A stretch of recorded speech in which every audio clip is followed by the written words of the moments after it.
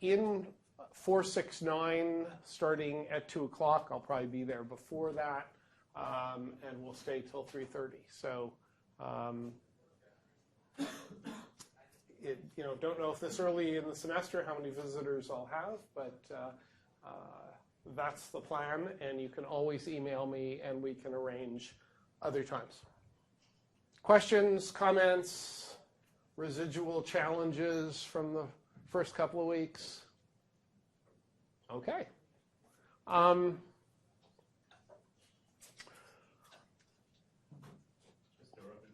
No, please, by all means, please close the door.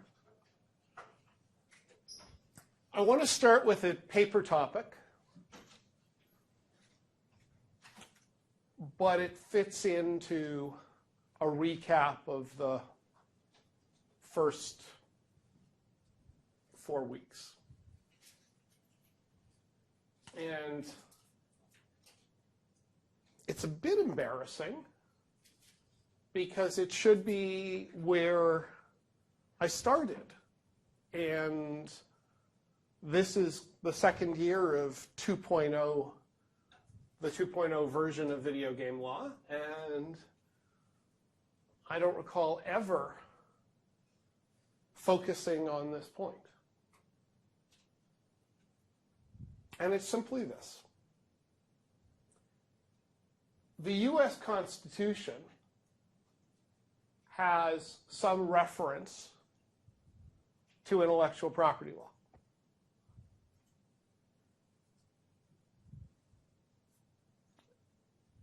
The Canadian Charter of Rights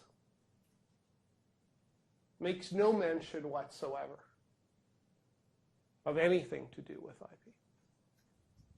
Now, you can start inferring around freedom of expression implying certain things.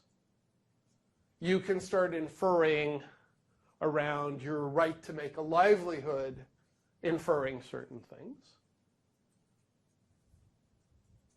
And I'd love to be, well, I'd hate to be contradicted, but I'd love to be contradicted. Since this is a law school, it means you're learning something that I don't know.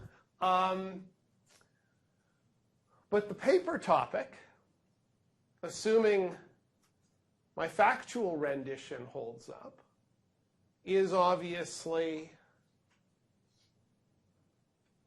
why the difference? And does the difference mean anything? What are the implications of the difference? Just in a broader sense, though, doesn't the American Constitution in general, not only for IP, but property in general, extend more protections? Absolutely. In Canada, it's just the Bill of Rights that even moderately suggests there's a protection of property. So, Alex, as I was going through this, I was actually expecting that I would see some reference to property rights in our charter of some kind that could then imply. Now, I'm quite sure, even though I'm not a property lawyer, that the courts have implied certain property rights. They must have, ensured in various ways that the government can't simply arbitrarily annex your land. And those are pre-charter. That goes back even to my law school days. So just to clarify, when you're talking about the American Constitution, you're referring to, because I believe the American Constitution grants the federal government the power to regulate copyright and patent for the purposes of education and furtherance of science. And then the Bill of Rights, the 5th and 14th Amendments, yes, protects property subject to due process. Are you referring to both of those? Or? When I refer to the American Constitution, not being an American lawyer, I'm talking about the whole corpus. And I really am. I mean, your point's completely well taken, especially in the sense that the real point I'm making is that the American Constitution refers to it at all. And of course, a great deal is made. And how I twigged to this point, in fact, was reading a piece by what I would call a copyright literalist in the United States, saying, how come the courts are not enforcing, the U.S. constitutional edict protecting intellectual property law? Why are they letting all of these charlatans and remixers proceed when clearly there's a constitutional right? Whereas in Canada, we have nothing. So again, I'm suggesting this as a paper topic for exploration.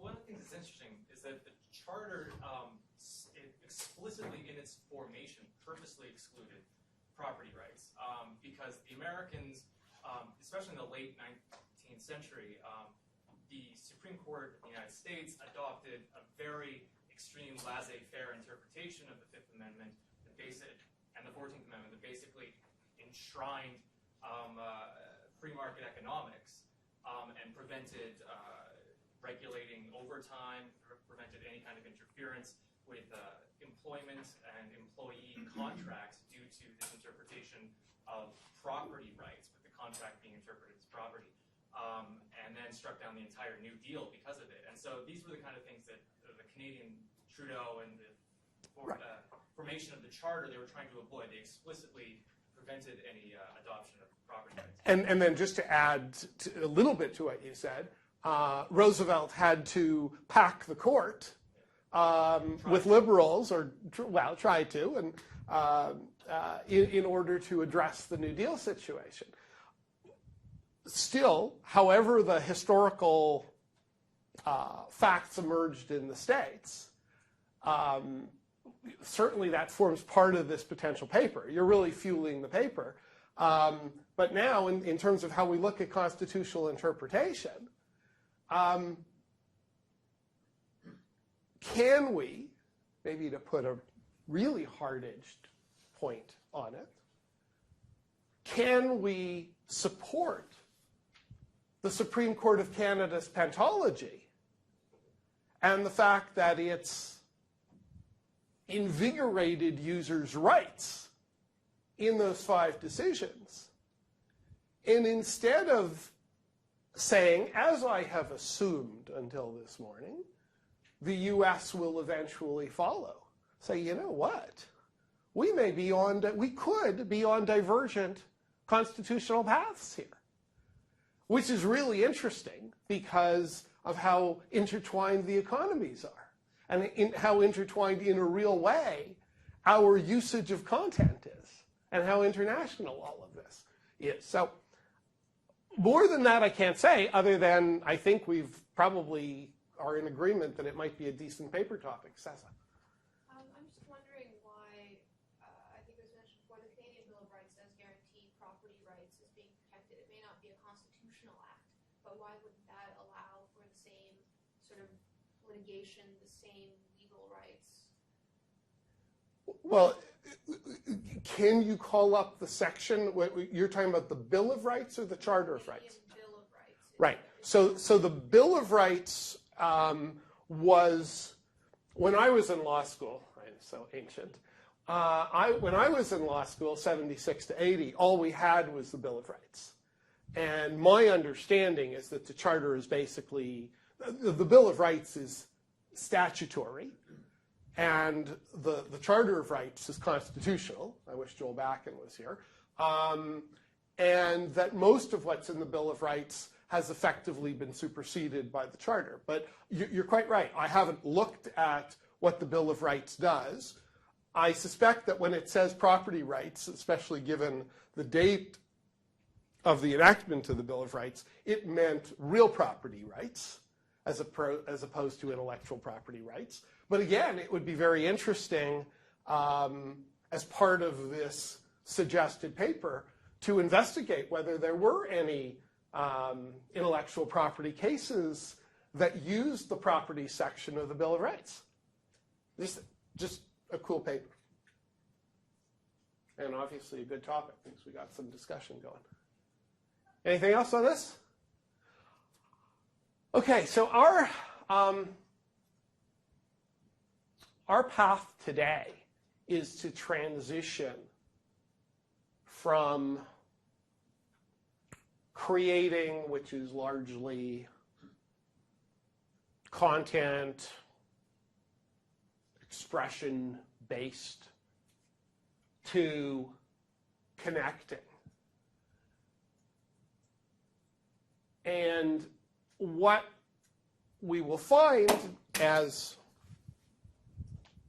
I throw down the remote, as we've talked about, is that the connecting part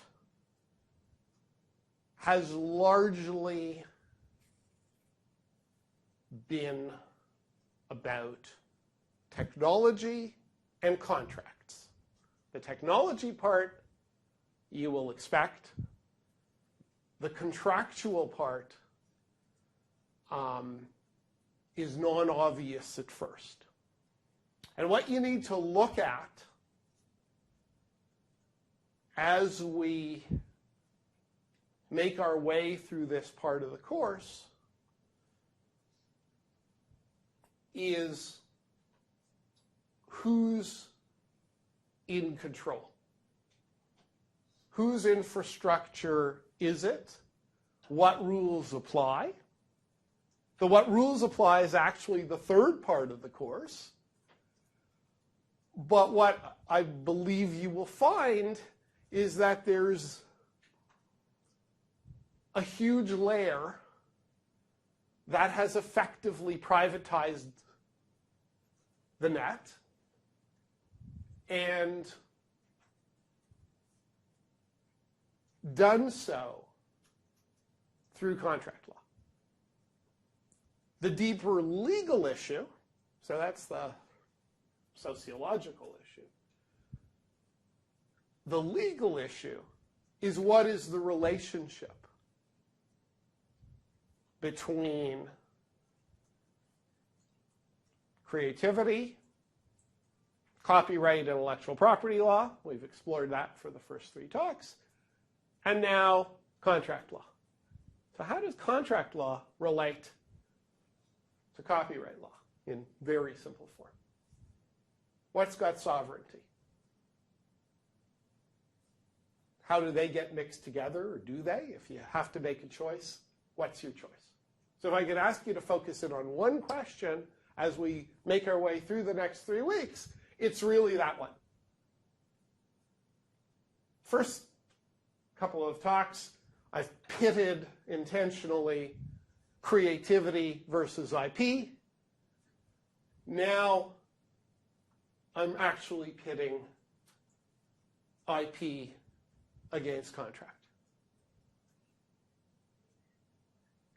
And it gets pretty interesting because, as you'll start seeing next week, in very practical terms, courts have had to make choices around those issues.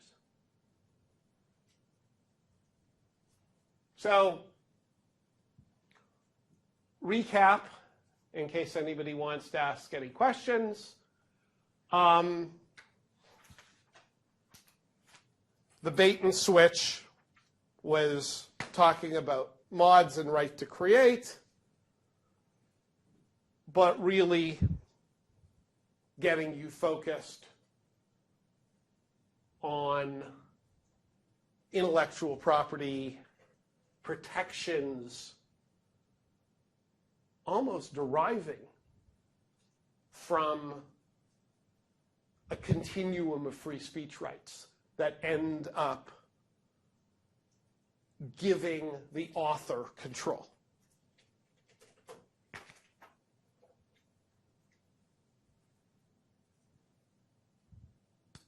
And a lot of allusion, which I'll explore shortly, to moral rights. Now, I've thrown a lot of words at you, pretty intentionally, but I thought I'd align them and see what happens. And except for this kind of reversal as to how video game is used, because video is the first word and game is the second word, the words align almost unbelievably well. In terms of the transition from being IP, and mostly when I'm talking about IP, I am talking about copyright for video game law purposes, to IP. And it's, you know, it's probably nothing more than a Rorschach test, but over the first couple of weeks, I've thrown these various alignments on different sides of the page. I just basically went in, captured them all, and found that they really aligned extremely well. And I love the Escobedo case so much, and didn't feel we had a whole lot of time on it. And this is Carlos Condit, who's the guy on the right. You can see one of the tattoos. And this is the game, or a version of the game that we're talking about. So Carlos Condit's tattoo artist sued THQ. There was no written agreement between Escobedo, the tattoo artist, and Condit. Condit signs with THQ to do the game. Escobedo sues THQ Activision. So the teachable part of this is somebody wrote an article in 2006, so predating the case. And it, quite rightly, and I think there's a little bit of humor in it, which I really appreciate, gives the conventional safe advice. But I do love the way it's written. Anyone with a reasonable expectation of fame should arm herself or himself with a work-made-for-hire contract, a joint work agreement specifying the customer's contributions and expressing intent to make the customer a joint author or some other written document transferring ownership from the tattooist and the tattoo business to the customer before getting the tattoo. Now, I have to assume that the author knows or knew the state of mind of most people and the circumstances under which many people get tattoos. It's not always the most conscious of decisions. And arming yourself with a phalanx of legal documents seems a bit heavy. But thought you would enjoy seeing that. There was a question. None? Sorry. Now, more realistically, in a 2013 context, wonderful piece that talks about a Belgian case, which is like the only precedent we've got, because Escobedo is making its way through the courts. And a useful distinction. The court held in this Belgian precedent that copyright subsists in the tattoo, but only in the actual design. So the tattoo artist can use that design on somebody else. It belongs to the tattoo artist.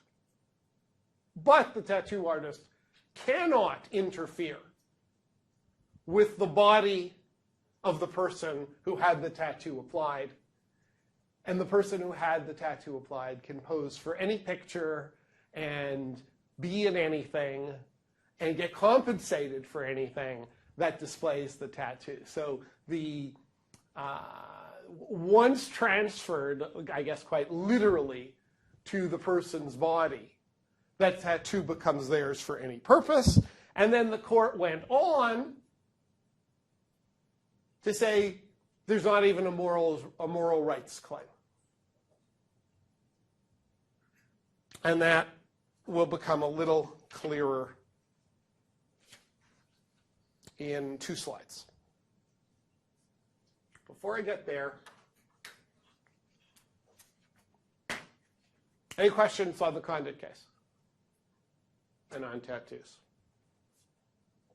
I just love the visual of somebody after a hard night of partying at a bar deciding on a dare to get a tattoo. And, I got to call my lawyer and get these agreements before I go to the tattoo parlor. Just hold up a minute. I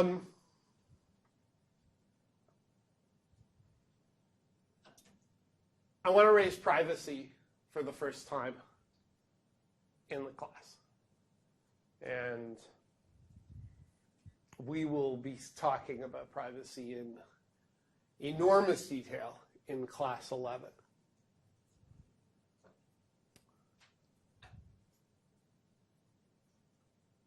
And the reason I want to bring up privacy is because it's worth at least thinking about whether we can find some common denominator between copyright law and privacy. And the reason the question is interesting is because perhaps less so today, but generally speaking, over the last decade, there was a pretty clear division between what I call the copyright literalists and the privacy literalists. So they almost aligned politically, with the left flank being reusers and remixers, and therefore being a little lax on copyright, but being quite hardcore on privacy. And the opposite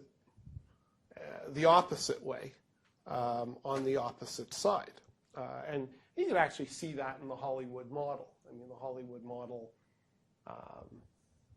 many films involve other people's stories and rights, and there's the role of a studio lawyer is to figure out what rights have to be paid for and what rights are in the public domain, or what rights have crossed the threshold of newsworthiness and public figureness in U.S. law that they don't have to be compensated for or can be approached a certain way. So ultimately, I just want to point out that the core common denominator is a feeling, and I've mentioned this before, but I want to spend a little time on it so that we can build some bricks on it later, that those ones and zeros belong to me. So that those data points, whether those data points are in a creative work, if they are, it's my creativity. If those data points are about my location, my identity, my health records, those are my data points. And in both situations, that perspective is equally true and not true. You can apply the same criticisms to both. We have a census for a reason, and you have to, by law, participate in the census. I'm sure there must be some way out, but at least overtly you have to. And there's a reason, because there's a public good attached to having the data. So we do have to share certain data. Where that line is not the point I'm trying to raise. What I'm trying to raise is that where that line is may be consistent between the two. You may philosophically be able to say that the same arguments apply, and that's not said very often. And part of that, I should have made this bigger, is you start seeing it in these extraneous concepts, which are related to intellectual property law, which are related to privacy law, but which are neither. And those are personality rights around which a whole corpus of law has evolved. Well, what's a personality right? Is it an IP right? Is it an infringed privacy right? Very interesting cases, both Canada and the United States, to look at that. Also a good paper. So it's kind of an offshoot area. And the other offshoot area is moral rights, which we do have in Canada. Now, what, please. Sorry, what do you mean by personality rights? The Athens case. A water skier, world famous water skier, I think his name was either Gary Athens or Greg Athens, I don't remember. But by all means, please look it up. It's a Canadian case. I want to use a Canadian example. His image was used without his permission in an ad. He was not compensated. It's not purely an IP issue, because the IP issue belongs to the photographer. This was independent of who owned the image. It was that they were used, and there are similar, lots of cases involving sports stars, where they'll shoot even, well, I'll give you a good example. If you shot a photo of a hockey player in an old Edmonton Oilers jersey with 99 on the back and the hockey sweater hanging out of the pants, and you shot it from behind, it wouldn't matter if Wayne Gretzky wasn't the model for that photo. You've usurped something. But what have you usurped?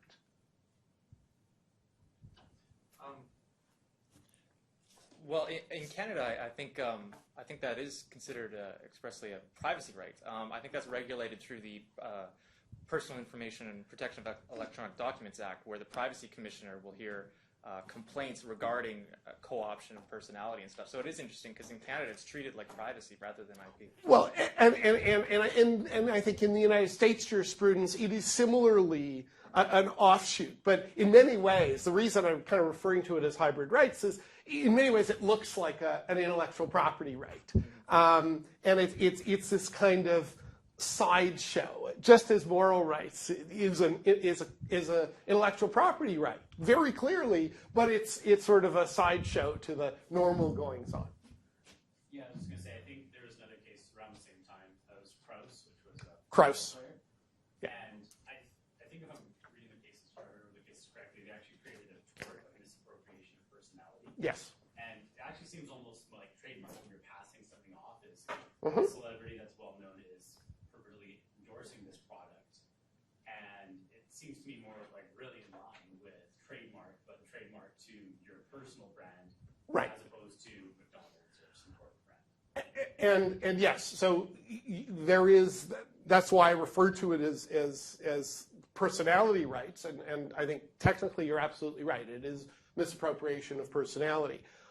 The point being twofold. One, it's this really interesting offshoot right that brings in both privacy and IP elements, and it would make a wonderful paper.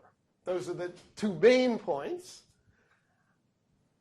And then it leads us into moral rights, which has some of these same elements. Oh, sorry. So moral rights are about attribution and integrity. I don't know if you will be, but I'm particularly attracted to this. That the creator of a work should have some say in how their work is translated. But that say may be more about protecting integrity and getting credit than it is about compensation. And moral rights frames it exactly that way. It's not about commercial impact. It's about attribution and integrity. And the classic case, which we don't have time to get into, in Canada is Snow versus the Eaton Centre, which, if you haven't read, is just a gem of a case and has to do with the Canada Geese Mobile at the Eaton Centre, and those geese being dressed in Santa garb for Christmas, and the artist, the creator of the work, saying, "You can't do that. That's not what the art was intended for." And Eaton Centre saying, "Well, you sold it to us." And the artist asserting moral rights and succeeding in getting an injunction. So I'll take you back to Byrne, 1886, independent of the author's economic rights. So it is possible in this blended world to create non-economic rights over a work that protect attribution, it's very consistent with the academic model, and that protect integrity, which I also would argue is not unbeknownst to the academic model. This is just a sort of a fun remix of Ralph Waldo Emerson, who gave a version of the creating meme as opposed to the connecting meme, but turns it into the connecting meme. To believe what is true for you in your private heart is true for all men, that is genius. That's what Emerson said. The remix is to believe what is true for you in your private heart is true for all, and then make something about it for all to see. That is art. So it's kind of like a meme within a meme, but I quite love it. So I'm trying to bridge, and you will have figured out by now that at least my bias, and it need not be yours, is that creativity should rule and things should be resolved in favor of creativity. And I try to use video games as proof of that because of video games' nature as being a merged and mutually reliant medium, mutually reliant because we are all reliant on each other as gamers. Now, I appreciate the allusion to trademark law in terms of personality rights because there's a disconnected bit that's important, and this is the only place to put it in. And that is the trademark law has a particular genius to it. And the genius, I think, arises because trademark law, more than patent law and more than copyright law, really hones in on the marketplace. It's, in my view, and Ken may differ, but it is the most commercially oriented of the IP disciplines. It's really about the marketplace. And one of the genius things in trademarks is that it is effectively use it or lose it. So if you're not pursuing your trademark actively,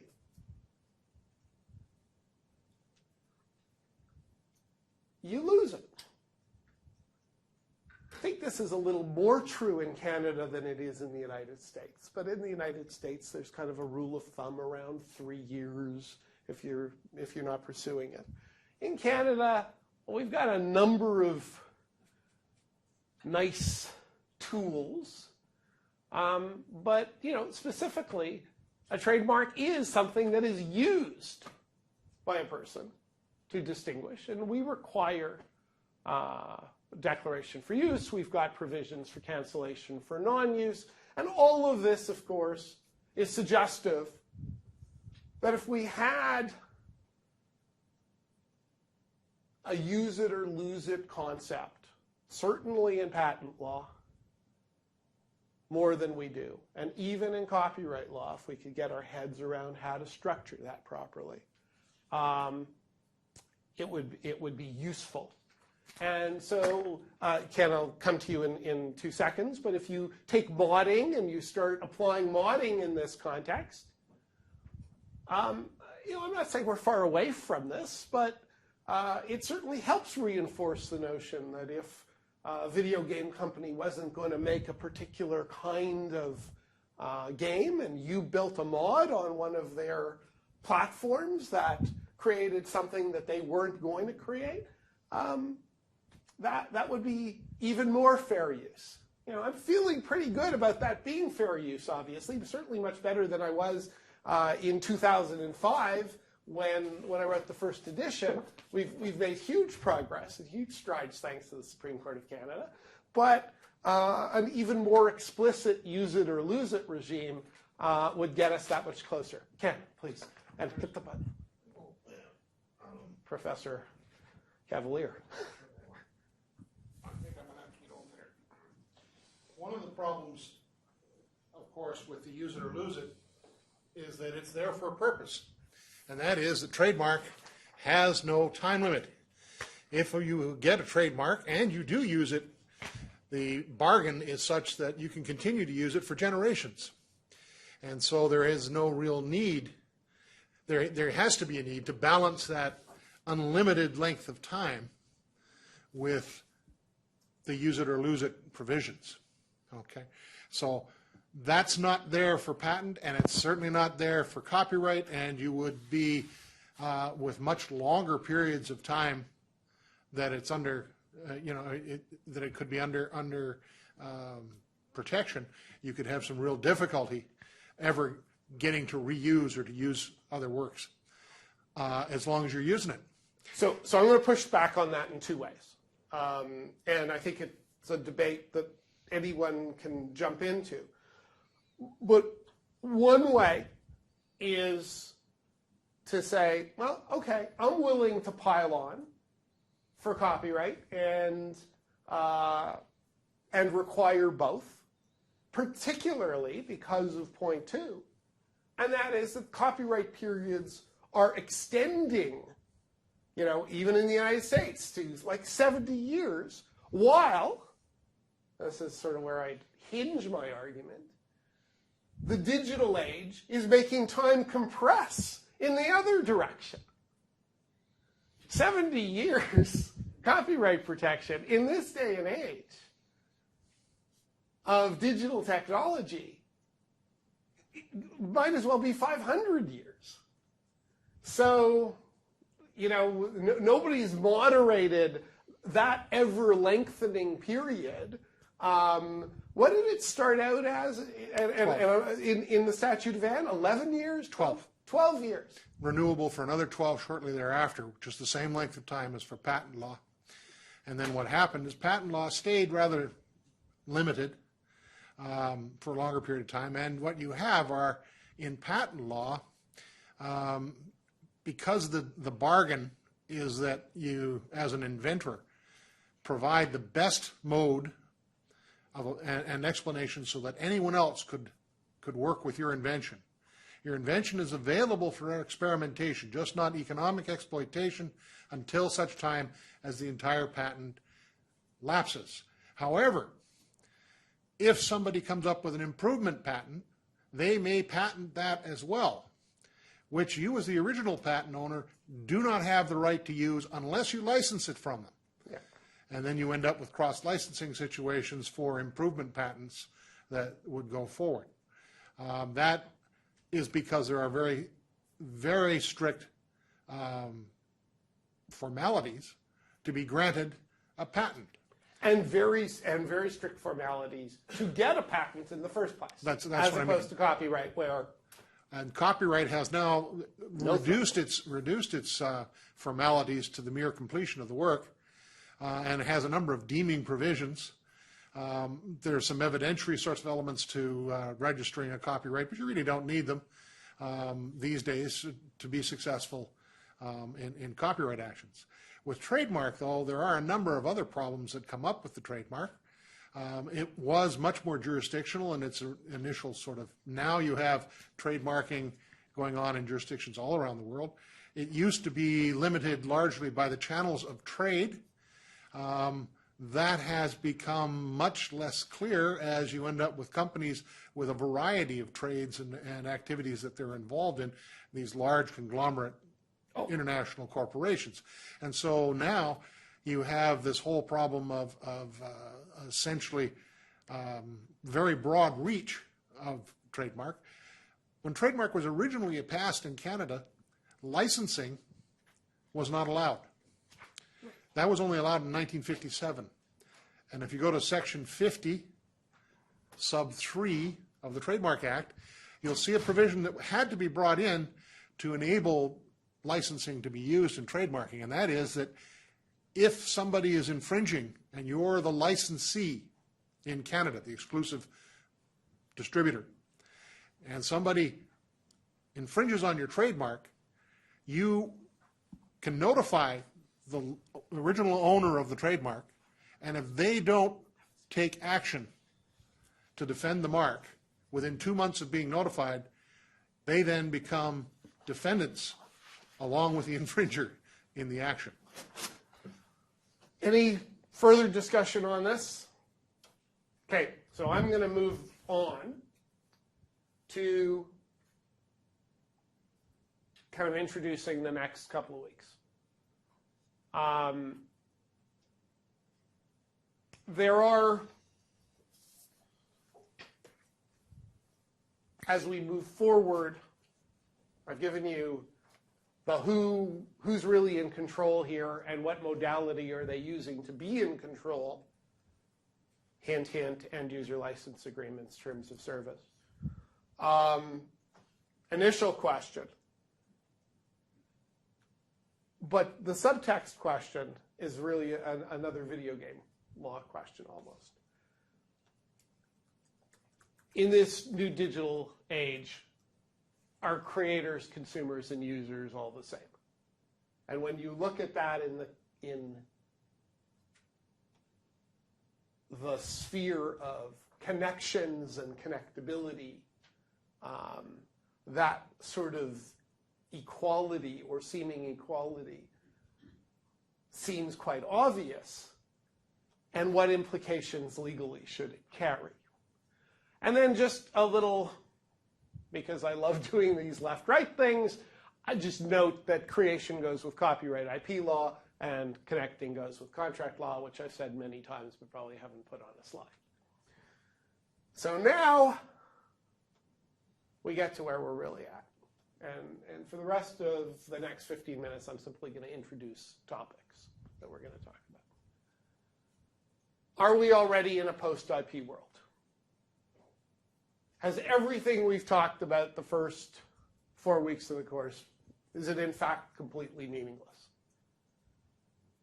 And this is what you're really searching for in this next part of the course. Because if end-user license agreements, if contract law completely supersedes IP law, and here's where it gets interesting, that intellectual property law has no constitutional grounding, potentially. If contract law can supersede and rewrite IP law, however contract law wants to, what are the consequences of that? And is that not, in fact, the world we're living in? Oh, I had no idea that the actual effect of the waves would actually transfer over onto my slide. That's so cool. So this is that is a graphic of how a tsunami happens, if it wasn't obvious. So what might be creating this effect? Any number of things. EULA, as I've mentioned many times, privacy agreements, but also start looking elsewhere. Broadcast and telecom regulations. So it's not private contract law, but there is a whole regulatory world that is controlling how data is moving, to whom, and on what terms and conditions. And as you well know, when you sign up for your phone and when you sign up for your IP service, for your web service, you are clicking "I agree" on various terms and services, terms of service and conditions. Also, competition and antitrust law has something to say about this kind of background layer. And consumer protection probably doesn't have enough to say, although the privacy commissioner is getting somewhat active. The CRTC is starting to get active, certainly on the cell phone data side.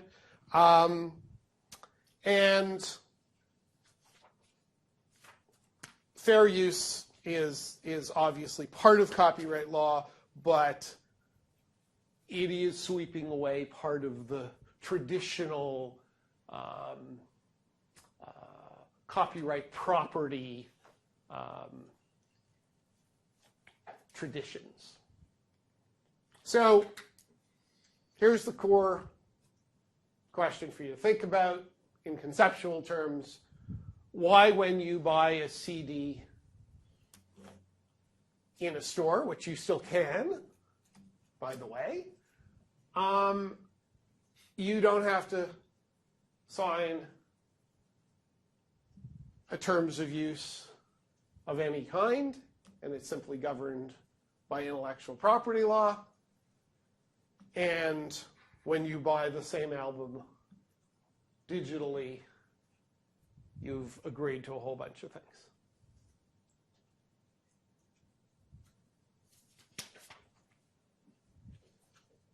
So, a couple of reasons. That's a CD in the background. I know it's getting really tedious now that I figured out how to layer my slides. I've been imposing all this creative nonsense on you. So what really happened was early computer software was mostly like accounting programs done by smart hacker guys, and it really mostly was guys at that point. And they wanted, they were very small entities working for very large companies, and they wanted to have control over the development of the programs that they created. And that's where this notion of licensing and contracts grew out of. It certainly didn't grow out of a mass entertainment medium or anything like it. It grew out of a very traditional service arrangement in the early days of IT. The other contributor to all of this is I think, a particular genius of intellectual property law in a really good way, is that it's infinitely sliceable and diceable.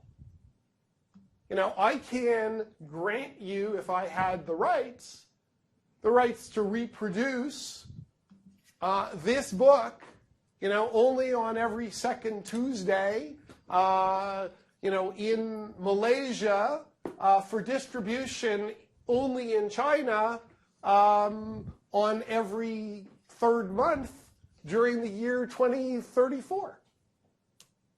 And I could line up all the other rights as adjacencies, and it's in my discretion. It's not It's not up to the law. It's not something that's in the Copyright, Patent, or Trademark Acts. Licensing is in the control of the IP holder and is very amenable to contract. So just the usability of contracts, and therefore contract law, has contributed. It's so doable. If you don't like something about a relationship, and if you have enough power to make people not walk away if you say, these are my terms, then you can have whatever your terms are. And the part where it starts disconnecting is the relationship between those terms and where there are statutory provisions that already exist. And not even necessarily the background that exists as the law of the land. And so that's how we get to where we are. So, particular issues we're going to look at. And we'll look at in more detail.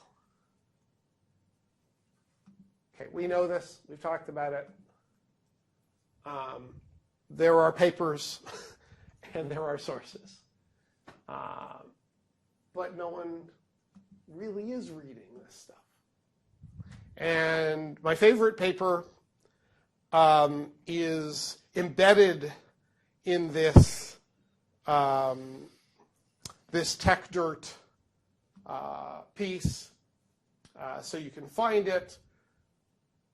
But there was a paper written in 2007 that calculated, it was an academic paper, that calculated if you were going to read all of the privacy policies that you had to click through and agree to in 2007, and they did all these calculations, how fast people read, and and they used sort of an average educated person, 9 to 5 days a week, it would take you a month. That was 2007, and that was for privacy policies only. So flash forward, and admittedly some have made this simpler, but flash forward to 2013 and include end-user license agreements and TOSs and the fact that we're clicking through, I agree a lot more. Are we now at 4 months? Are we now at 6 months? Obviously nobody's doing it. Nobody's reading. And we will get into why, and we'll get into the contract law reasons. Why does the law tolerate an obvious situation where the formality is being accepted? And if you want to just do a little bit of your own work in advance, the BC case that I think best embodies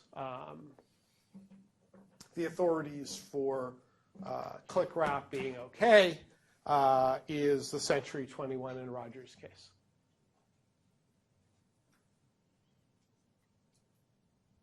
Now the second issue, digital resale. So has anybody heard of Redigi?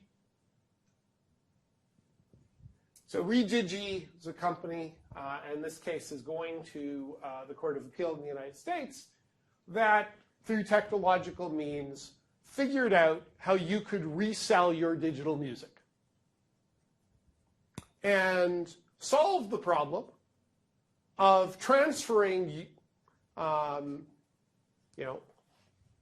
my digital music to you and erasing it off of my hard drive.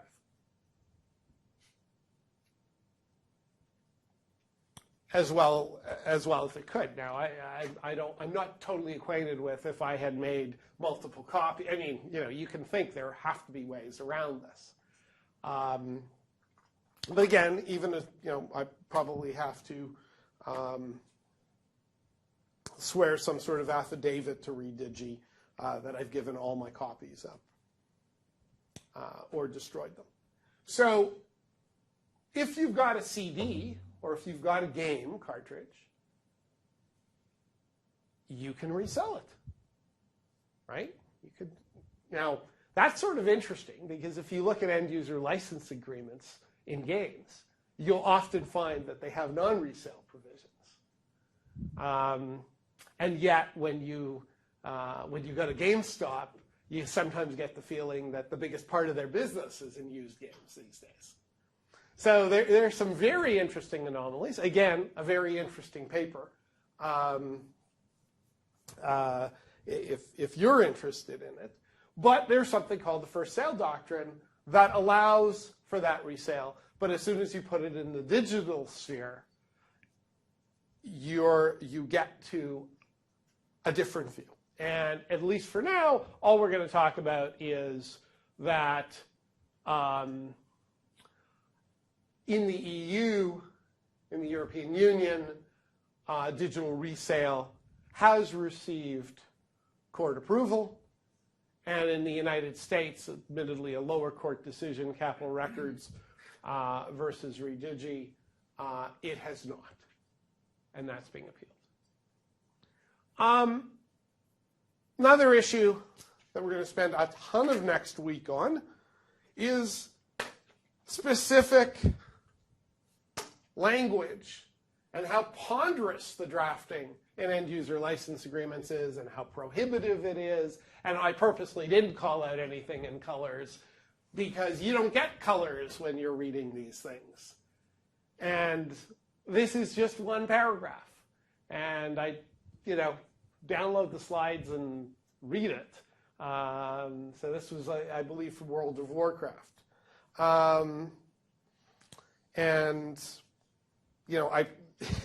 You'll see a lot of things that are not allowed, and the density of the language. Another issue, real obvious one. If you die, your library books are bequeathed. Your digital accounts, some are wrestling with this issue, but for the most part, your accounts are essentially your passwords. And you could transfer those to a degree, but again, you'd have to look at the end-user license agreement and see that most of them say that your accounts are personal to you. Did you hear about Google's account inactivity or account inactivity manager, where they actually allow you to assign your passwords and log into your accounts to someone in the case that you die? Yes. Well, this is an issue that is being wrestled with. I don't want to pretend that, but it's being addressed by companies just now, like Google. And maybe we will wrestle this to the ground, but at least for this moment, for most of the digital world, it is contract law that's preventing, in this case, the normal course of the laws that apply when you die that allow you to pass stuff off, pass stuff on. That is not applying in the digital world, and it's not applying because of contract. And I'm actually going to be on time, which I've been very good at this semester. Non-circumvention. This is a big one, lot of controversy, and Michael Geist has done a lot of work on this, and it is in our copyright law. But Michael Geist at University of Ottawa Law School certainly did lead a charge to prevent or to moderate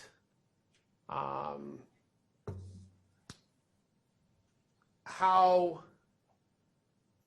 strict the non-circumvention provisions in the new Copyright Act were going to be. So ordinarily, reverse engineering is permitted in intellectual property law. Not everybody knew that, which is good. It seems like a bit of a surprise, as it was to me when I first heard it. But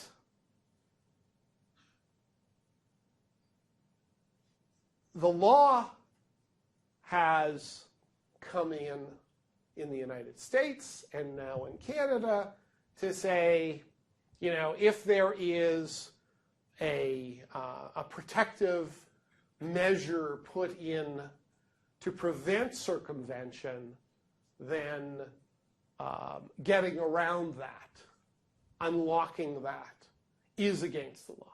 But even before that, contract law and end-user license agreements were preventing that. And we will see this in some detail next week in the BNETD Blizzard case. And then, of course, we are getting to a place of backlash of some sort, some very positive, creative backlashes, like the Creative Commons idea, the continued progression of the open source movement and crowdsourcing. But what gets a little weird is that all of these things are actually fairly reliant on contract law.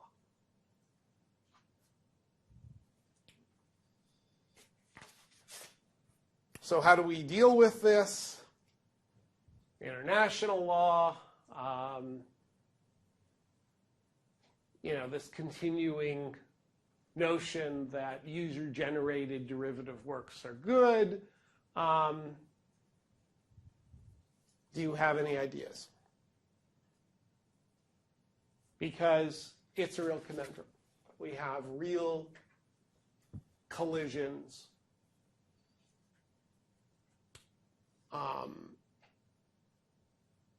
Think of yourself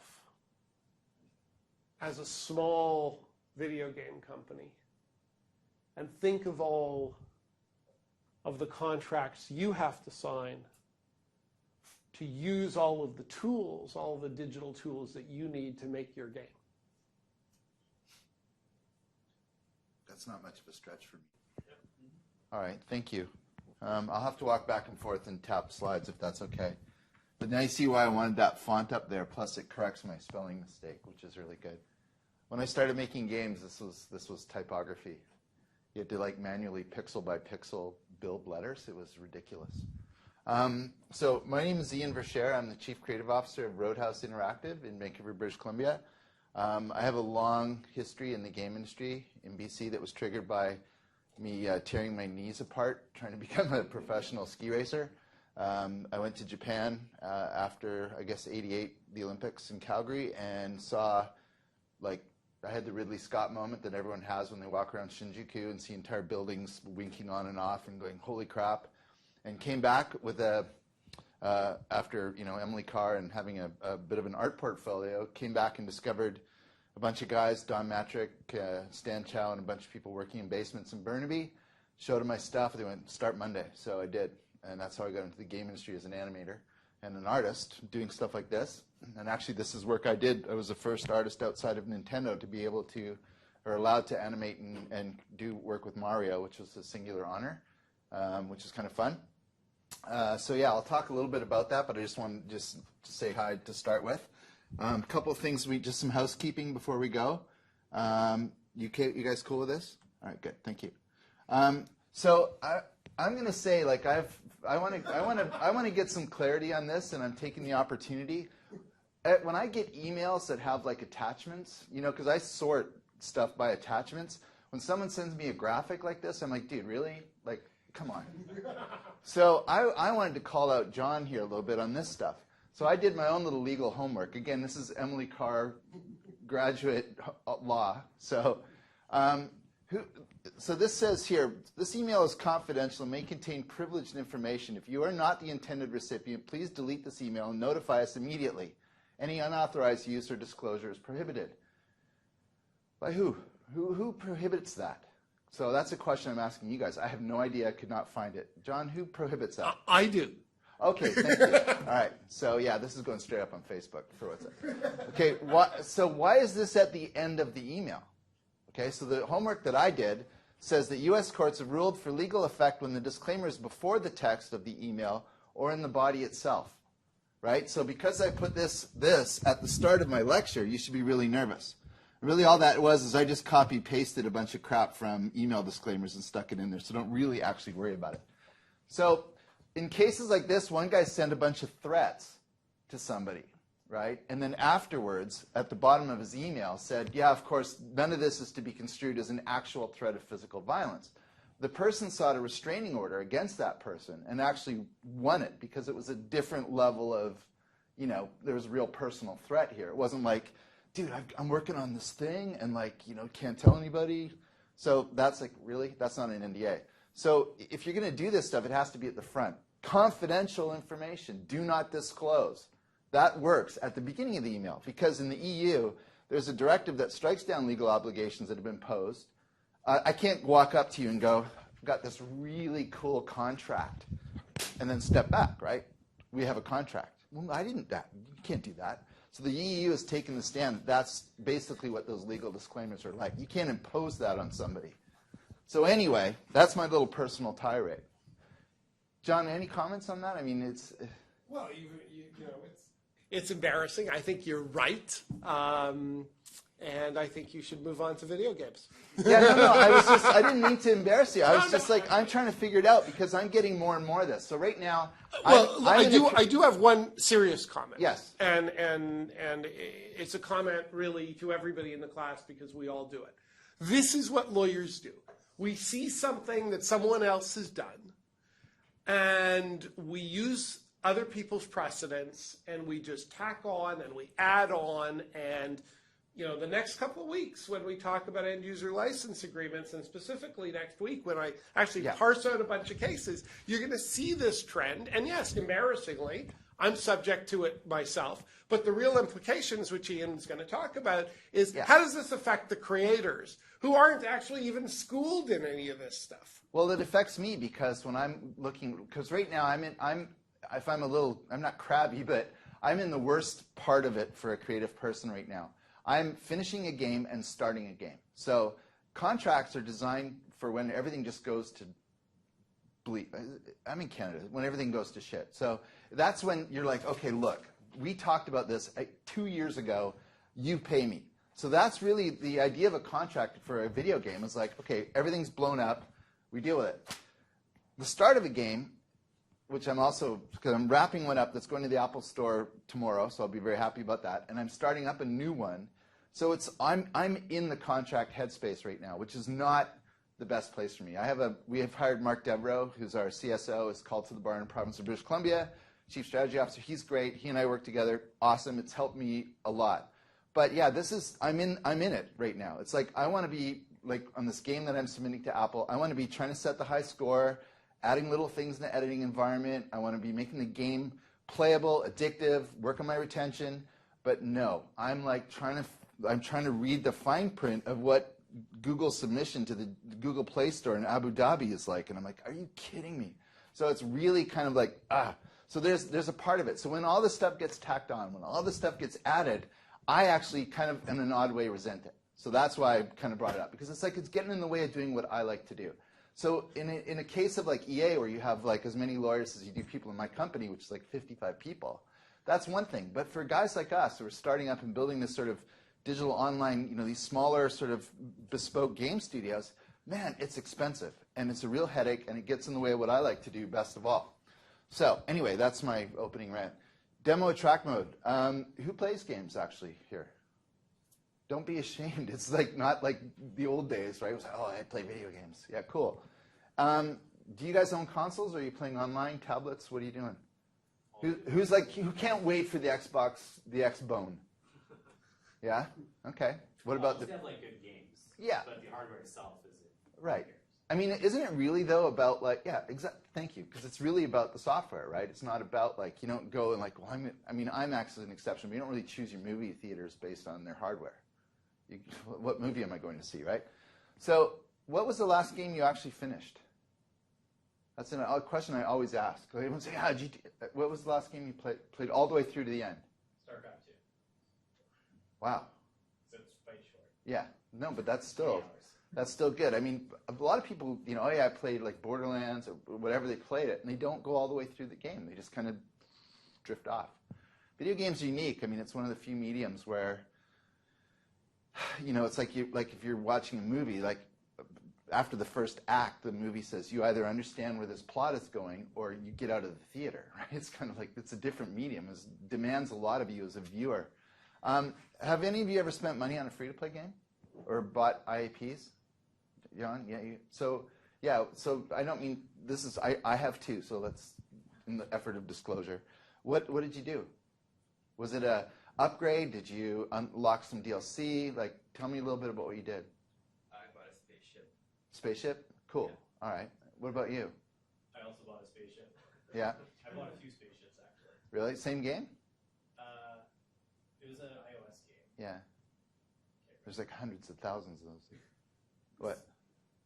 Really humiliating. No, I no, it's upgraded all of my skills in Tiger Woods in iOS Yeah. so that I could shoot like a 57 or 58. Yeah, this is what we're doing. We're in this model now. We have one game that we're going to charge like a premium sort of model for.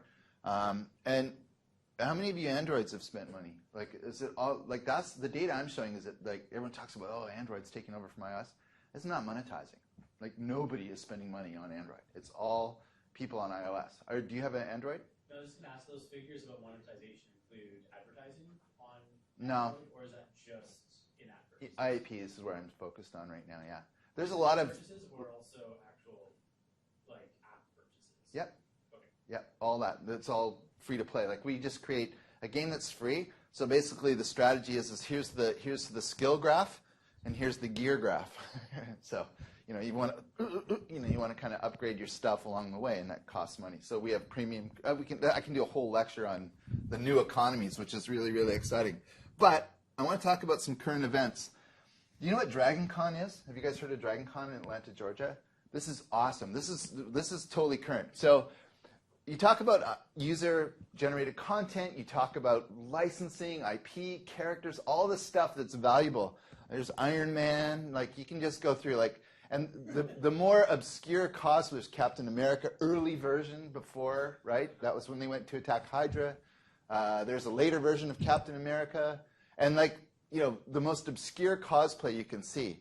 This was Dragon Con. So, I mean, do you see, look at all these characters. I mean, that's a screenshot of, like, litigation right there. Potential litigation, right? But for whatever reason, these things are encouraged, and they go on. Now, there was one piece of litigation. There was one legal issue that came out of Dragon Con. Believe it or not. And I'm going to show it to you. That. So this is awesome. I think this is, and we can link out to the comments because you won't believe it. So these guys, it's in the Atlanta Marriott Dragon Con, all right?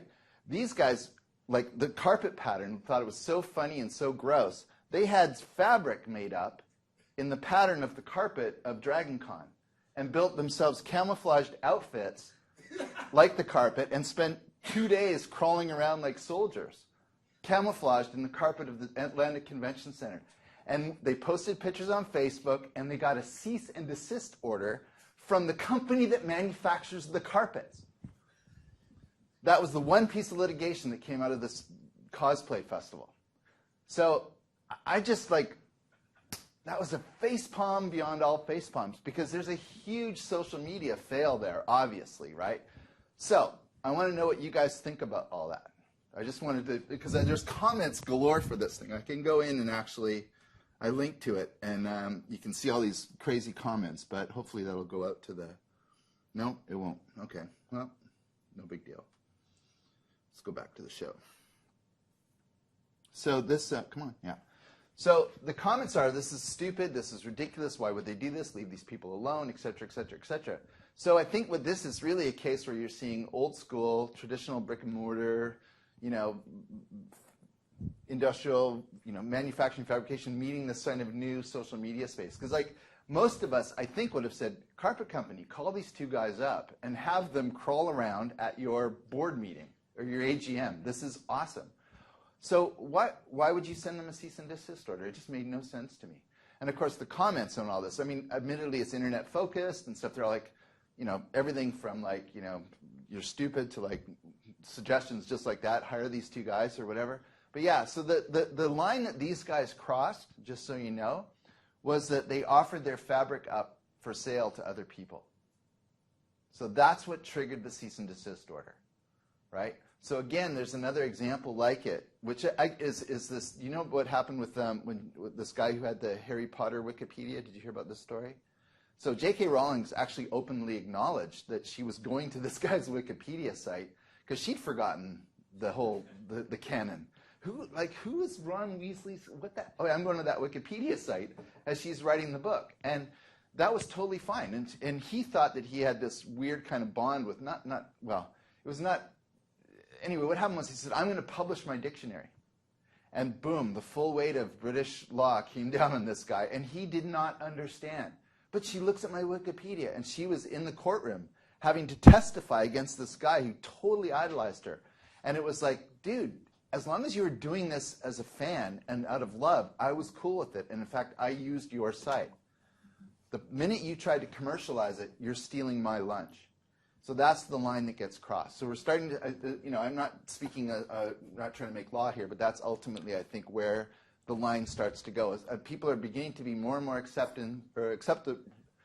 more accepting of things like this, but there's a line that you don't cross. And that's the minute you try and make money off of it. And just as a footnote, if you go into the course website under materials, there is Public Lecture 2 on copyright, in the Copyright X course, which you'll find under the copyright pull down under materials, that dealt with the Rowling's case, and has J.K. Rowling's lawyer from New York speaking amongst a panel of authors. So I think it's the author's piece. It's a very well spent hour if you're interested in the subject.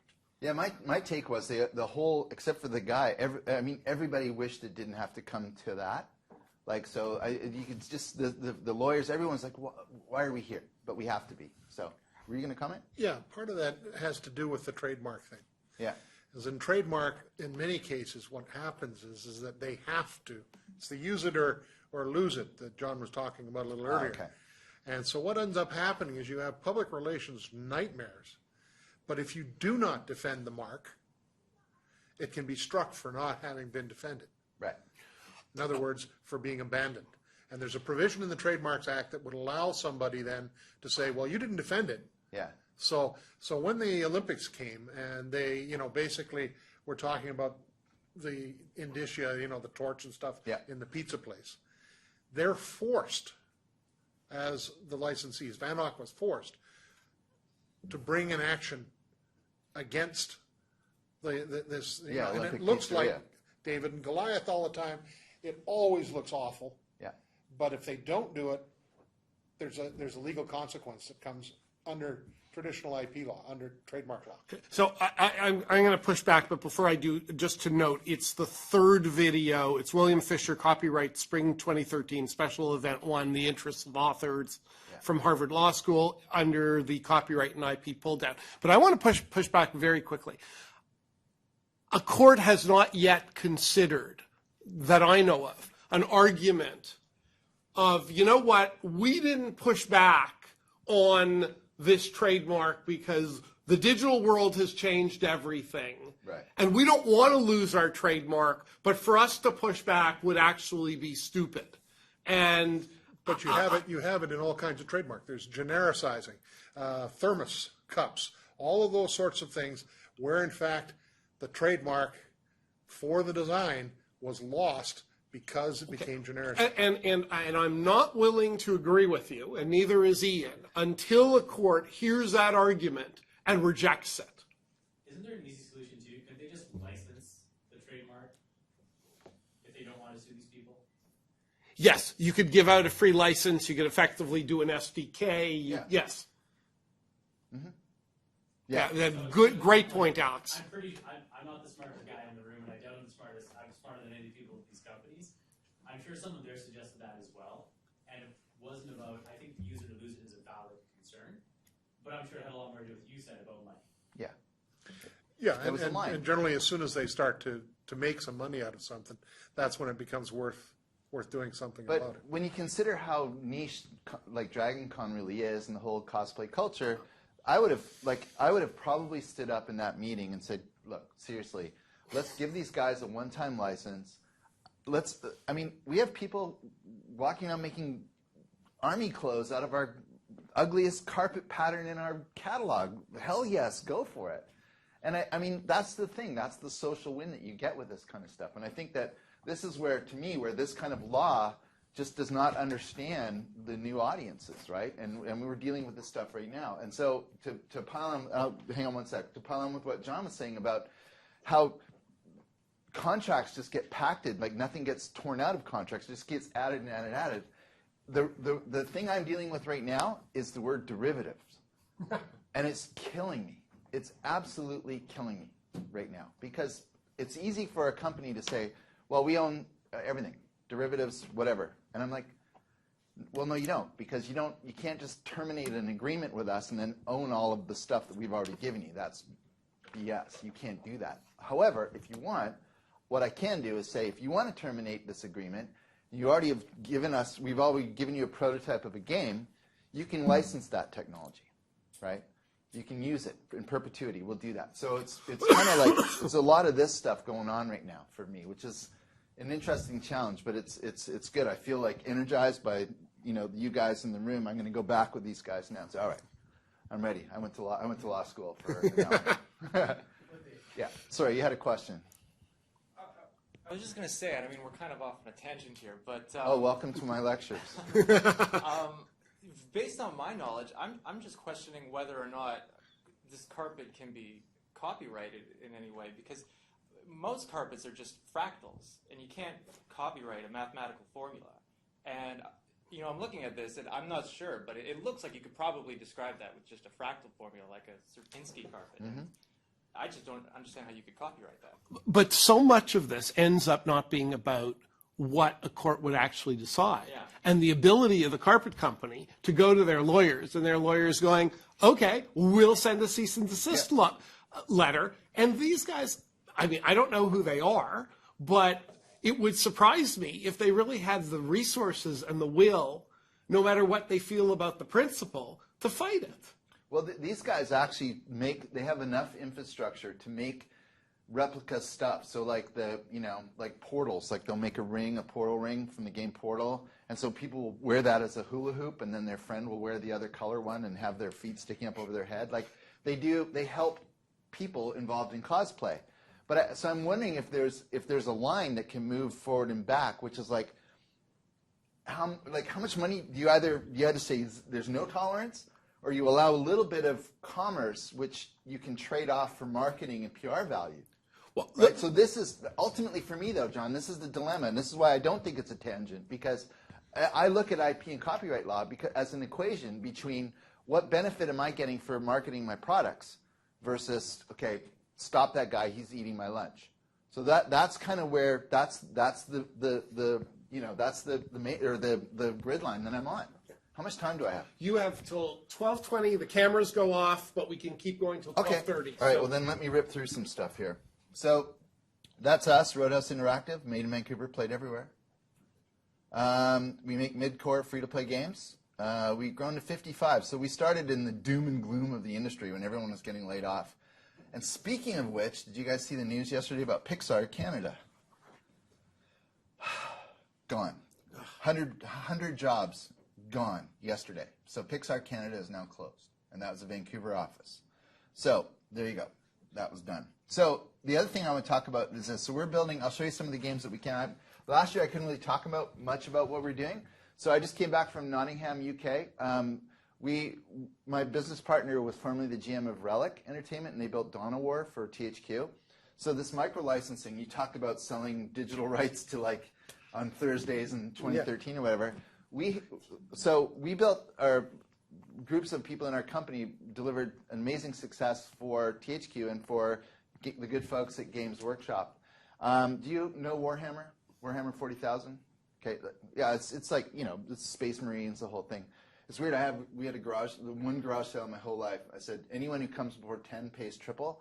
At 8:30 in the morning, this guy pops up over my fence and goes, Warhammer? Smurfs? And I was like, turn the hose on, get the hell out of here. So that was my first exposure to Warhammer. I was like, wow, collectible. So we have, these guys have, THQ kind of like, they've gone bankrupt, of course. And they had the worldwide rights to all of Games Workshop's stuff.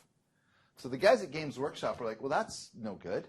So they got it back. And what they did was they became very aggressive about micro-licensing. So we have the worldwide rights for tablet, right, to a side-scrolling action RPG game.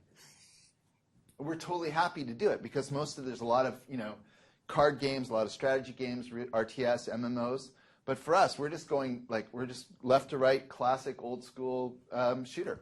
And it's great. And they love it. And we had the games day in Nottingham, and all these hardcore fans, people dressed as orcs and, space marines coming up. And I was like, oh my God, they're going to hate us because it's not really hardcore.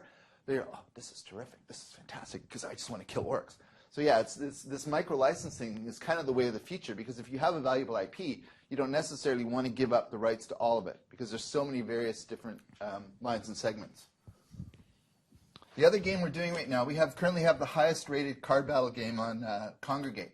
So card battle games are awesome for smaller, like mobile and tablet. Basically, it's rock, paper, scissors, but it's like Earth, Wind, and Fire, although that's a band. You know what I mean. And so basically, strong against one thing, weak against another, and you collect cards and you level up and go on missions and stuff. That's another thing we're doing. And then this is what I'm submitting to Apple, and I'm get to show you guys, arguably the first time.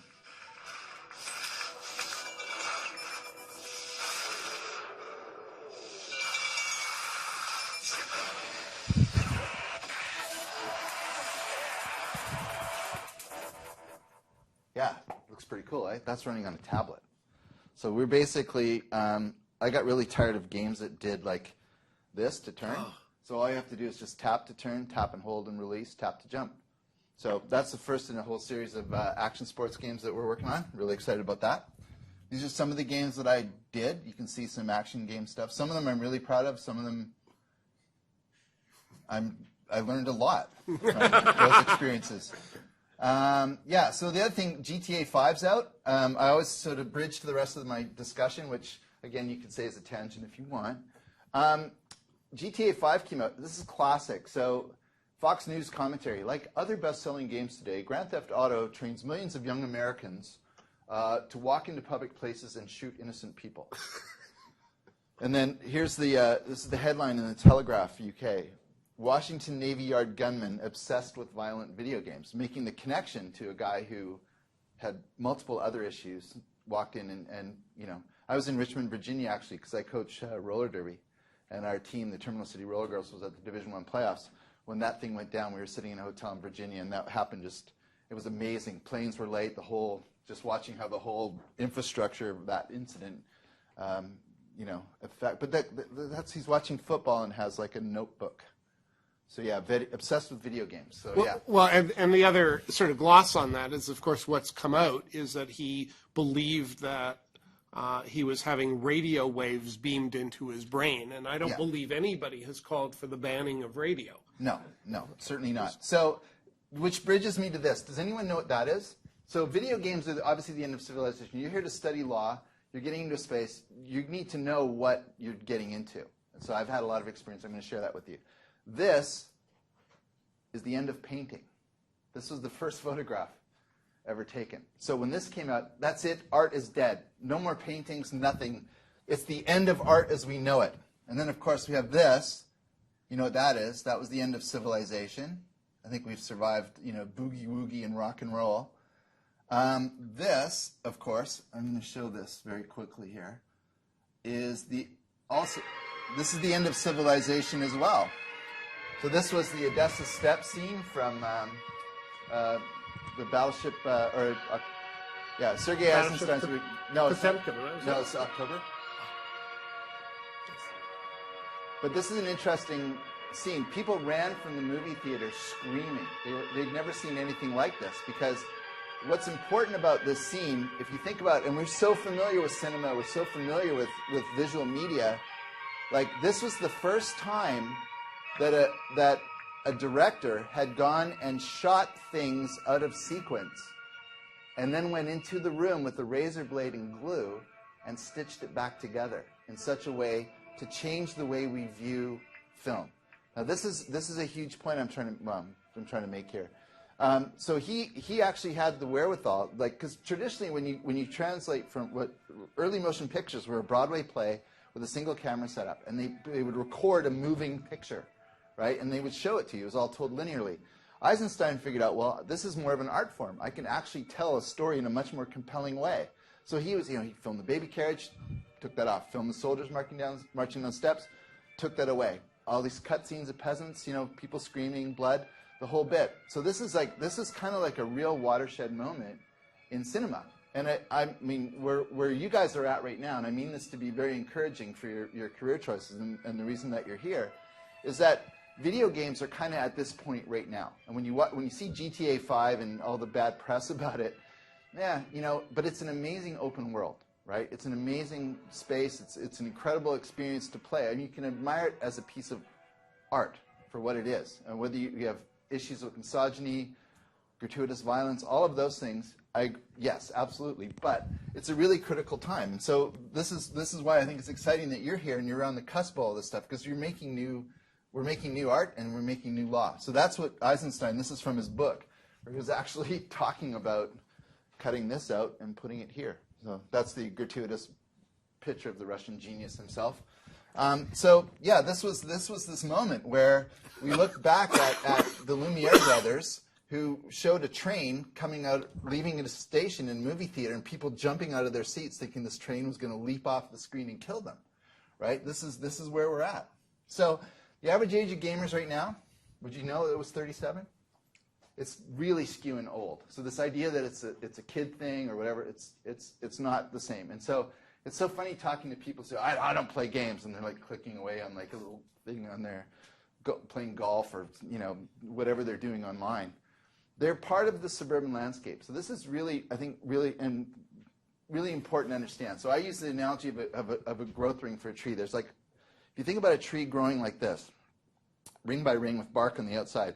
On the outside of the bark, there's people who did not have Nintendo in their home, or did not play Pong, or this is a digital divide.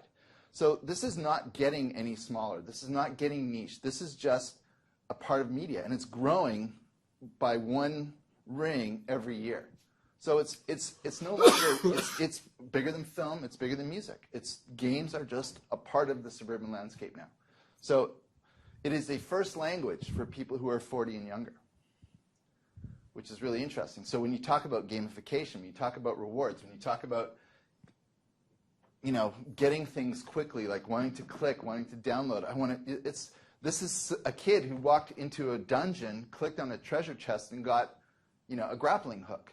That, when they were 20 years ago, are now going to Amazon. They're now going to their workplace. They're now going to law school and expecting to get something for what they do. And it is a first language. Gaming has really gotten into the culture.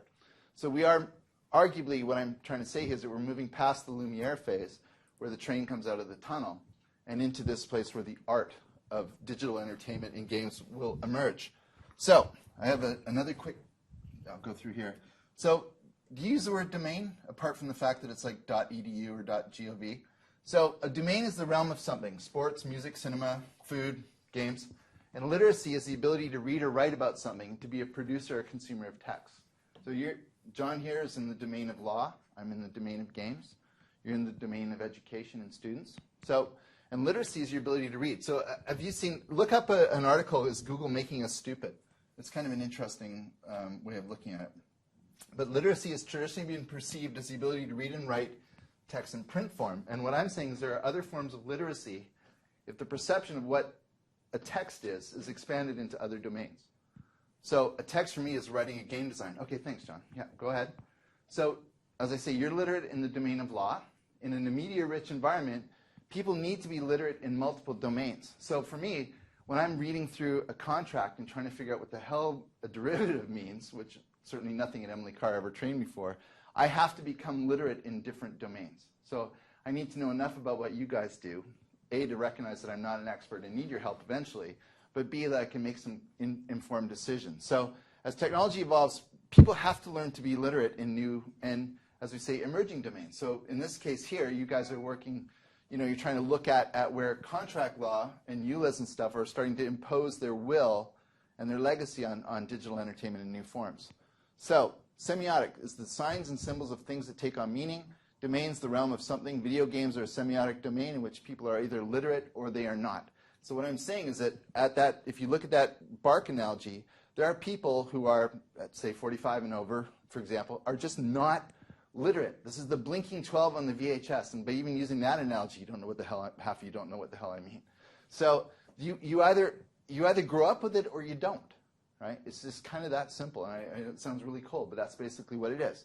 So early on, and I talked initially about my experience working with Nintendo, this is when I was at Radical Entertainment, we were super excited to get this license, to be the first company, first sort of non-Japanese outside of NCL to get the opportunity to work with Mario. And I took it amazingly serious. In fact, the original NES could only do 4-color sprites, as long as one of them was transparent. So that's why, the initial Mario Brothers were like really just kind of 3 colors. Oh, go back one. I was able to map two sprites on top of each other to create a Super NES Mario. And Nintendo, oh, that's awesome. How did you do that and stuff? So we did this game, and this was our marketing material. Mario is Missing is a fun edutainment title that is aimed at educating kids age 8 to 12 about the world's geography and history. We thought, we are going to rock. No Mario game had ever sold less than 1 million copies, and this was a big deal for us. So go ahead, John. Bonk 100's rating, 1.5. So here's what I got. The plot is good, and the game would have been better if they didn't throw one thing in, and that is education. Last I checked, video games are fun. This is not fun. It's like a school game. If this game had smoother controls, if it made more sense, and if it did not have education, it would have been a lot better. Do not play this game. So 3 days later, they started to come back. So parents were like, oh, Mario game. Kids are like, I'm not playing this. Taking it back. So within 3 days, they started, and this is true, they started putting what's called a violator, a sticker on top of the shrink wrap, which said, like literally, warning, educational game. So what I'm saying was, next time, another review. It can only exist because Nintendo was forced by hordes of rampaging mothers of underachieving kids to make some game that would stimulate their brains or not rot them out. The mummies must have held Nintendo headquarters under siege for months for a game this horrible to have been produced. So that's a review of a game that I was really quite proud of at the time. My point is, this was not a problem of literacy, but of domain. The gamers were visually and agency literate. They knew how to play games. The semiotic domain of video games and that of education were incongruous at the time.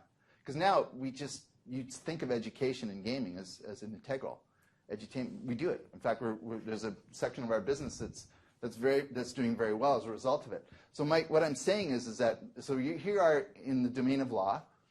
I'm making a case for needing your help to deal with contracts. So the domain of games this is a good place for you to be. These domains are beginning to intersect.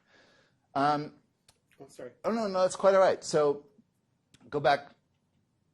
Yeah, understanding game literacy can lead to success across domains. So what I want to say is that classroom obesity has doubled, right? We've seen that. Actually, everyone in our office works on standing desks, where most people do. It's really good. Sitting down is killing you, so I would encourage you to, if you want to get a break, go up and stand at the back. It's really good for you. 1 in 5 high school students are overweight or obese.